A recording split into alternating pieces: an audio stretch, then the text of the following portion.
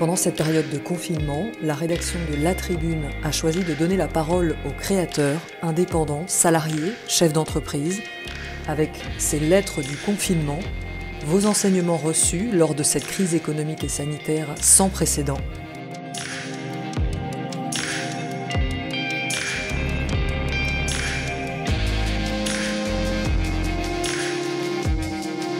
Aujourd'hui, le témoignage d'Yves Benchimol, cofondateur et président de la start-up WeWard, dans notre newsletter de 12 heures.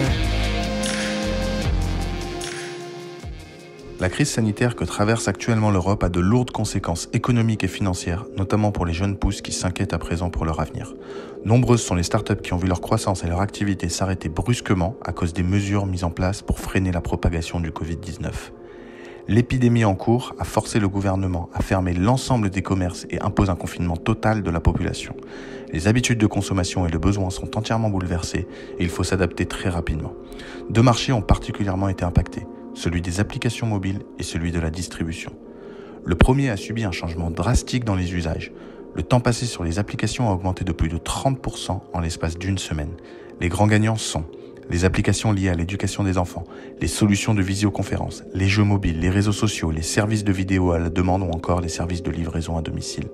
La période de stress a également créé un besoin sur des applications liées à la santé physique et mentale, comme les cours de sport à distance, la méditation ou encore la télémédecine. Cependant, les applications liées à des services de mobilité ont subi une baisse de 70% des usages et des licenciements ont déjà été massivement engagés. Toutes les entreprises intervenant dans le domaine des technologies appliquées au commerce physique ont vu leur chiffre d'affaires chuter. De nombreuses initiatives émergent pour préserver leur activité en s'adossant notamment sur du e-commerce et de la livraison à domicile. Selon moi, chaque entrepreneur en cette période de crise doit réfléchir au fondement de son modèle économique et le repenser. La crise ne doit pas être subie, mais doit constituer un vecteur d'innovation car elle permet de tester de nouvelles fonctionnalités sans pour autant compromettre la légitimité de l'entreprise. Un entrepreneur doit prendre conscience que tout est négociable en ces temps de crise, le loyer, les prestataires. Il ne faut surtout pas hésiter à reprendre l'ensemble de ses coûts pour les optimiser et ainsi maximiser ses chances de survie. La trésorerie est le nerf de la guerre. Un conseil que je donnerai est également au niveau humain.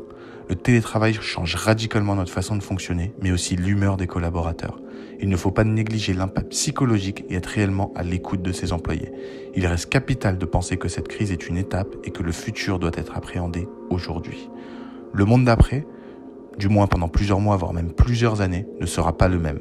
Un parallèle avec la crise de 2008 montre que le marché a mis plusieurs années à revenir à un mode de croisière d'avant-crise.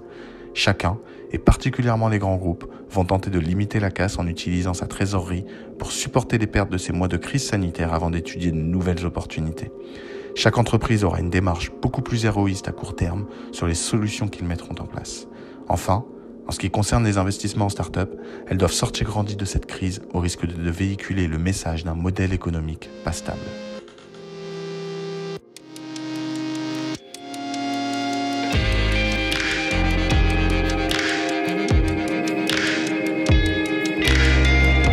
Proposez vos textes ou vos sons à la rédaction de La Tribune pour une réalisation Milky Lab Fabrique audiovisuelle, musique I'll Follow You par Density and Time. À demain.